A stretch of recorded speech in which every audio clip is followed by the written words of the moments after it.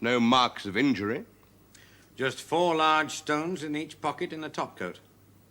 And a last note of madness that could fit.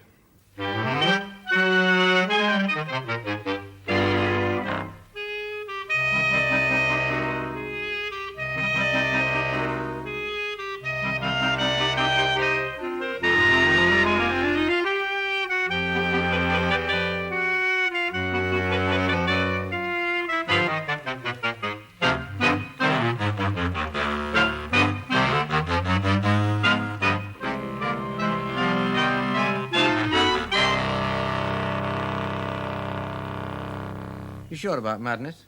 Well, aren't you? He was diabolical and cunning. Shrewd and mad, it has been known. Cool enough to kill twice in one night. Bold-faced enough to kill 5 times in 10 weeks. Let's call the roll again. Nichols. Mary Ann, otherwise known as Polly. Killed 31st of August, between 3:50 and 3:45. Throat cut, body ripped open. Chapman. Dark Annie. 8th of September, approximately 5:30 a.m. Throat cut, body disemboweled, uterus removed. Stride. Elizabeth, Long Liz. 30th of September, approximately 1 a.m. Throat cut. Catherine Eddowes, killed about an hour later the same night. Body ripped open, left kidney removed. And Kelly? Mary Jane. 9th of November, sometime in the small hours of the morning. Body cut to pieces and scattered round the room. He must have been mad. An exhibitionist who boasted about his murders? A mad sense of humor. Sick, anyway. And skilled with it. Skilled enough to kill, rip open a woman and remove chunks of her body, all in 14 minutes. A working knowledge of anatomy. Aye. But not necessarily a doctor. Not necessarily. The Sunday Times Herald of Chicago was sure he was a doctor. And they were sure as long ago as 1895, just 7 years after the murder of Kelly. And who told them? A Dr. Howard, and a London clubman now in Chicago. The story Dr. Howard has told is substantially correct, as indeed it should be, since Dr. Howard was one of a dozen London physicians who sat at a court of medical inquiry or as a commission in lunacy on one of their brother physicians. But it was definitely proved that the dreadful Jack the Ripper was no less a person than a physician in high standing, a man enjoying the patronage of the best society in the West End of London. But all parties knowing the facts were sworn to secrecy. Until the time of Dr. Howard's disclosure, this oath had been rigidly adhered to. The circumstances which led to the detection of this inhuman monster with a dual nature are extraordinary and altogether unparalleled in the history of crime. Robert James Lees is the person entitled to the credit of tracking down Jack the Ripper. In his early years, Mr. Lees developed an extraordinary clairvoyant power. One day, he was writing in his study when he suddenly became convinced that the Ripper was about to commit another murder. The whole scene arose before him. He seemed to see 2 persons, a man and a woman, walking down the length of a main street. The woman was half drunk. She leaned against a wall, and the man put one hand over her mouth. She struggled in a feeble manner, but the man drew a knife from his inside pocket and cut the woman's throat. He held his hand over her mouth until she fell to the ground. Then he inflicted several gashes on her with his knife and laid certain organs beside the body of his victim, after which he calmly walked away. Well, so impressed was Mr. Lees with what he had witnessed that he went to Scotland Yard. There, however, they regarded him as little short of a lunatic, and he naturally received little attention. However, on the following night, just such a murder was committed.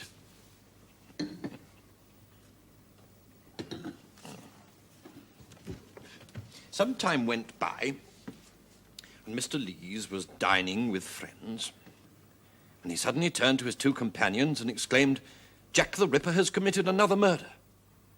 He and his companions went at once to Scotland Yard.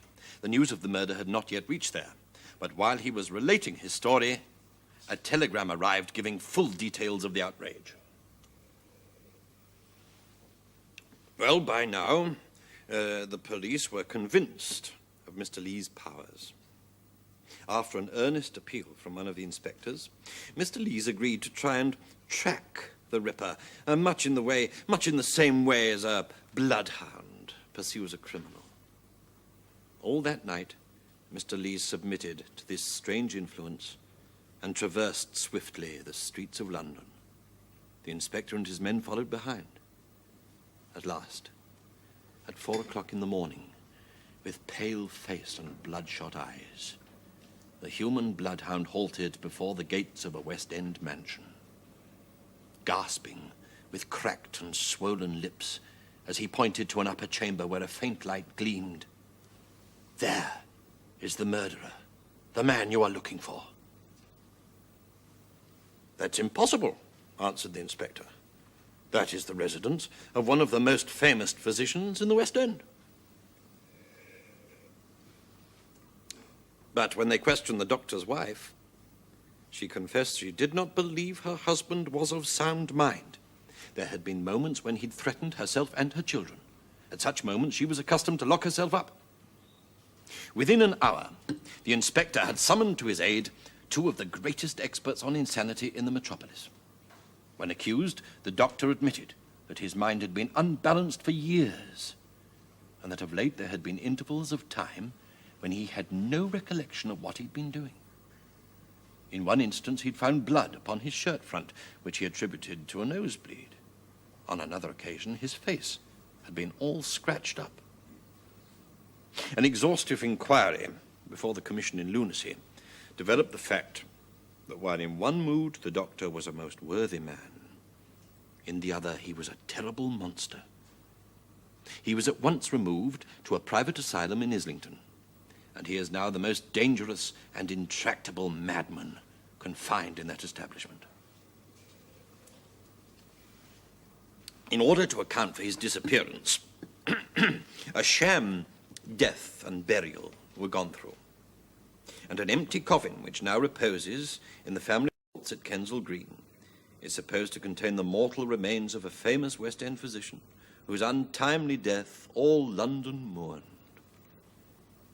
None of the keepers know that the desperate maniac who flings himself from side to side in his padded cell and makes the long watches of the night hideous with his piercing cries is the famous Jack the Ripper. To them and to the visiting inspectors, he is simply known as Thomas Mason, alias number 124. A singular Mason? I'm not running that horse yet. You should never have entered that one either. Like to bet on one of Inspector Aberline's favourites? Well, he was directly involved with the case. So take a look.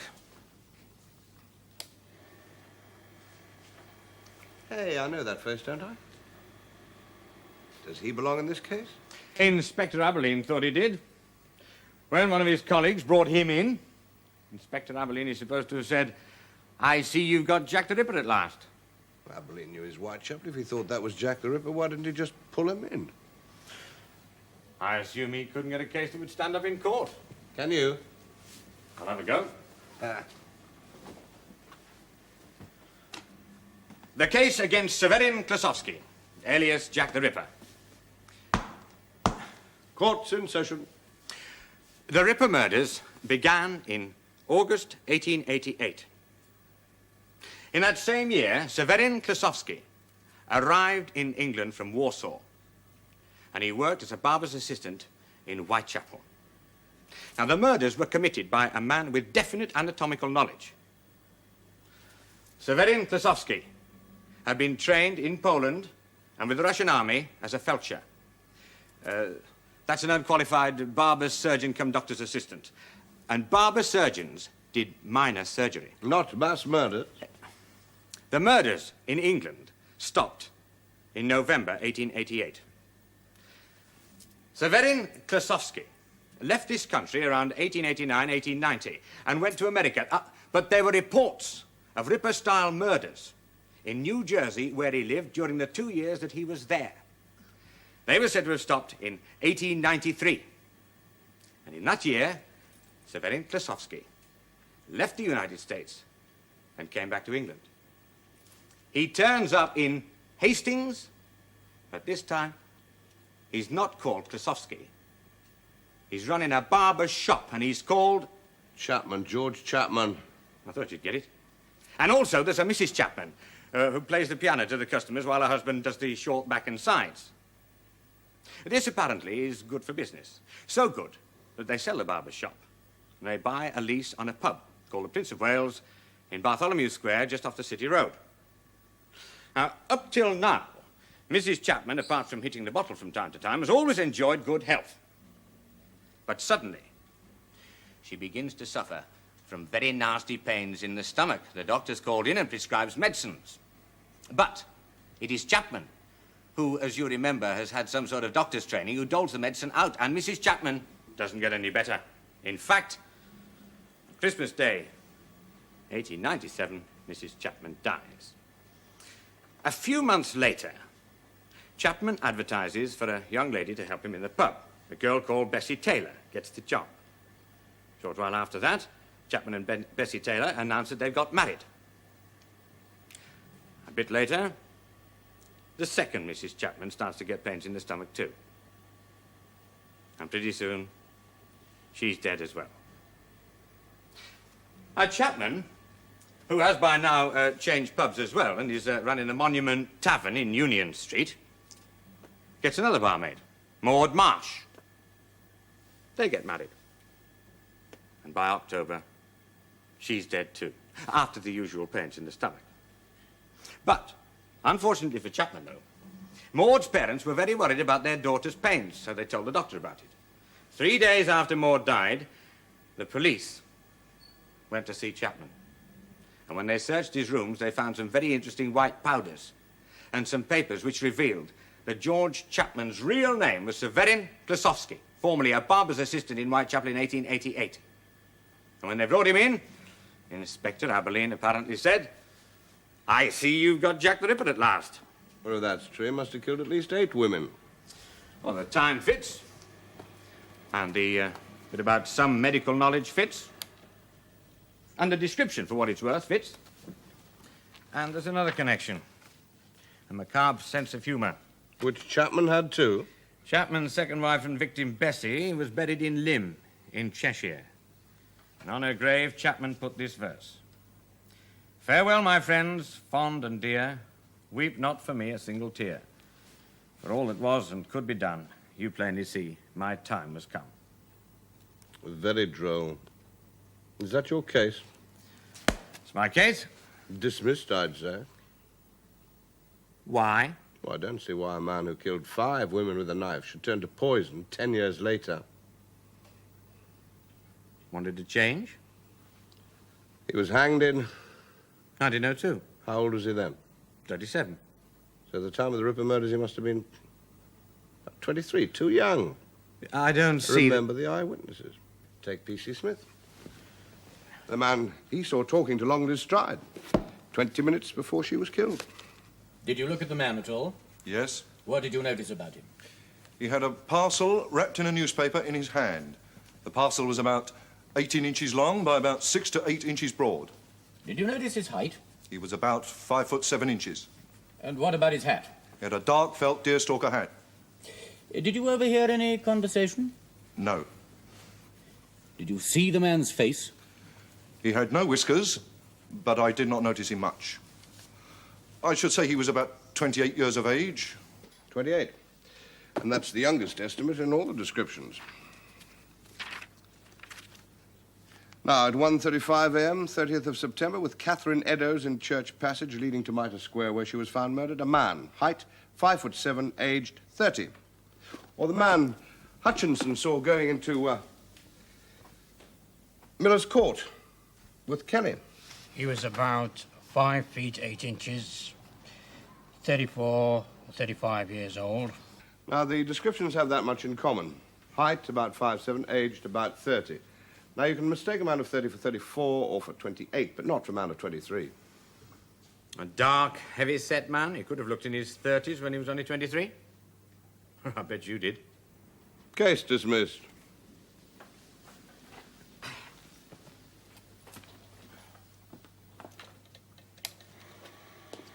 You're not still... No. On George Chapman Klosowski, I'll concede. But that could still be a picture of Jack the Ripper. How? Inspector Aberline never wrote a line about the murders, but a friend of his, a Dr. Dutton, did. He was a keen criminologist, and he filled notebooks with stuff about the Ripper murders. And according to Dutton, Aberline changed his mind about Klosowski being the Ripper. Aberline had long suspected that Klosowski was the Ripper, and discussed the matter with me on many occasions. His original reasons for taking this view were that Klosowski had allegedly been seen with one of the Ripper's victims on the night of the murder. But what finally convinced Aberline that he'd made a mistake in thinking that Klosowski was the Ripper was his discovery that the Polish barber surgeon had a double in London. This double, a Russian, and also a barber surgeon, sometimes posed as Klosowski, for reasons which were not apparent. It was the Russian surgeon, not Klosowski, who was seen with the Ripper victim. The reasons are not apparent to Dr. Dutton or to me. If that were all, you could say it was just a daft theory. I do. Dr. Dutton made these notes based on conversations with Inspector Aberline. But about the same time, and quite independently, the novelist William Le Queux, who was a British agent during the First World War, is given some of Rasputin's papers by the Russians. And according to Le Queux, Rasputin had something to say about Jack the Ripper, too. Rasputin? Yeah, the mad monk. I know who Rasputin is. What's he doing in this? William Le Queux, best-selling novelist and former secret agent, reveals all. I personally was told the identity of Jack the Ripper by a Russian anarchist living in London, a member of an anarchist club in the East End. He told me the murders were committed by a Russian called Pedachenko, who lived in Westmoreland Road, Walworth. I then discovered the following passage in Rasputin's manuscript. The report of the murders amused our secret police greatly, for as a matter of fact, they knew the whole details all the time and had themselves actively aided and encouraged the crimes in order to demonstrate to the world certain defects of the English police system, there having been some misunderstanding and rivalry between our own police and the British.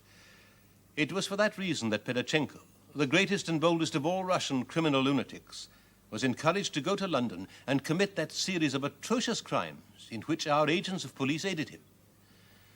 Eventually, at the orders of the Ministry of the Interior, the secret police smuggled the assassin out of London. He landed at Ostend and was conducted by a secret agent to Moscow. While he was there, he was, a few months later, caught red-handed trying to murder and mutilate a woman.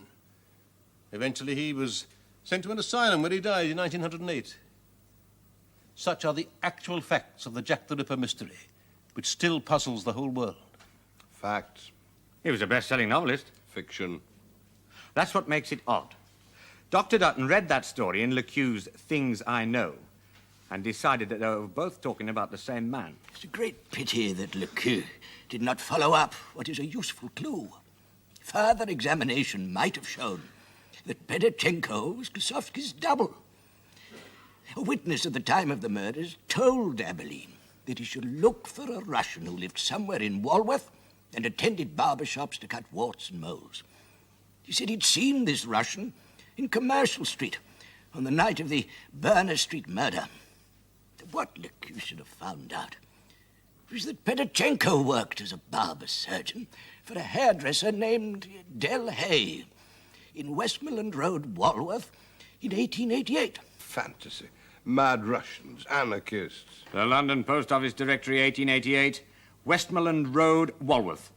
Del Hay, William, hairdresser. And Dr. Dutton has another witness up his sleeve. I learned from a Dr. Williams who lived in Camberwell and attended St. Saviour's Infirmary in Walworth that a Russian barber surgeon attended him occasionally. Dr. Williams understood that he had degrees as a junior surgeon in Russia and was qualified rather more than a skilled midwife, rather less than the average English GP. This man's name was Pedachenko. It appeared that Pedachenko lived in the vicinity, though Dr. Williams could not say where. He also believed that he worked as a barber surgeon at various establishments in the south of London.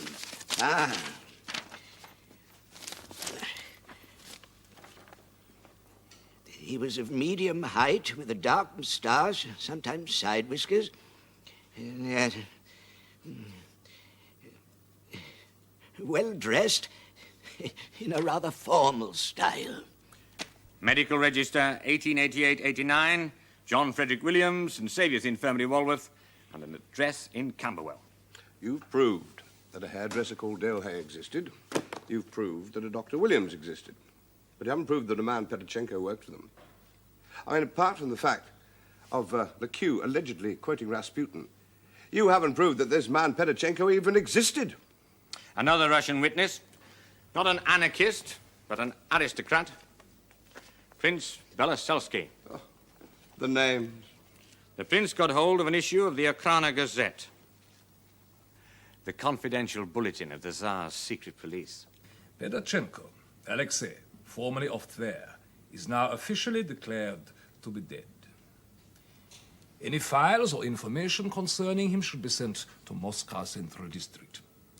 If documents held by you do not contain any of his names or aliases, they should also be examined for any information concerning a man answering to the description of the above, who was wanted for the murder of a woman in Paris in 1886 and the murder of 5 women in the East Quarter of London in 1888. Description: height, medium, usually wore black moustache, curled at ends, broad-shouldered but slight build. Age, 31. Description fits. The age is about right. There's another bit at the end. Known to disguise himself as a woman on occasions, and was arrested in women's clothes in Petrograd before his detention in the asylum where he died. What are you on about now? The inquest on Mary Kelly. Remember the evidence of Mrs. Maxwell? Which you said didn't fit. The coroner was a bit rough on her, but he couldn't make her change her story. You must be very careful about your evidence because it is different to other people's. You say you saw her standing at the corner of the entry to the court. Yes, on Friday morning from 8 to 8:30. By that time, Mary Kelly was dead.